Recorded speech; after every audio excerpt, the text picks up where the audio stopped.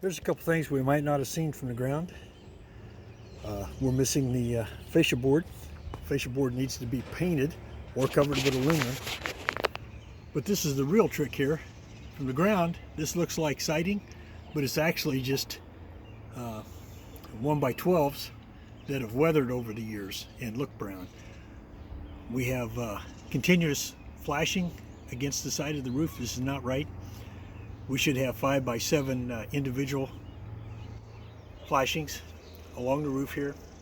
It gets better as we go down the roof. They must have decided that the brick didn't need protected because that's where it stops. The problem is that the water runs right down the roof, and whatever's attached against the wall here will surely rot out over time.